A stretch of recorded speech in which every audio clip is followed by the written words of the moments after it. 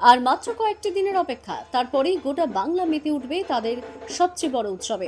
দুর্গাপুজোকে কেন্দ্র করে যেমন বিপুল সংখ্যক মানুষের জীবন জীবিকা চলে, তেমনি বিভিন্ন দুর্গোৎসব কমিটি একে অপরকে টেক্কা দেওয়ার জন্য দারুণ দারুণ সব থিম পুজো করে। বিগত বছরগুলিতে আমরা কলকাতা এবং কলকাতার আশেপাশের পুজোগুলিতে বেশ কিছু চমক দেখেছি, তবে এবছরের পুজো যেন বিগত বছরগুলির তুলনায় একটু অন্যরকম। এখনো পর্যন্ত কলকাতার যে বড় বড় দুর্গোৎসব কমিটিগুলির থিম সম্পর্কে জানা গেছে, তারই কিছু তথ্য এখানে রইল। বিগত কিছু বছরের সেরা পুজোর তালিকায় সন্তোষ মিত্র স্কয়ারের থিম পুজো অবশ্যই অন্যতম।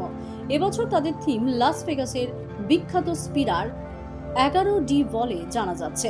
কলকাতার পুজোগুলির মধ্যে শ্রীভূমির পুজো প্যান্ডেল হপিং করা লোকজন কখনো মিস করে না। প্রতি বছর এখানে লম্বা লাইন পড়ে যায় মানুষের। এবছর তাদের থিম তিরুপতির বালাজি মন্দির। চেতলা অগ্রণীয় আছে এই তালিকায়। তাদের এবারের পুজোর থিম হলো গঙ্গা দূষণ। হিন্দুস্তান পার্ক এবার থিম করেছে কল্প ঋতুর গল্প কথা। আবার একদিকে কলেজ স্কয়ারের থিম যেমন সুইজারল্যান্ডের পার্লামেন্ট, অন্যদিকে একটালিয়া এভারগ্রিন ক্লাবের থিম পুরীর জগন্নাথ মন্দির। কুমোরটুলি সর্বজনীন দুর্গোৎসবের এবারের থিম ক্ষুধা। আবার দমদম পার্কের থিম হলো চলন্ত প্যান্ডেল।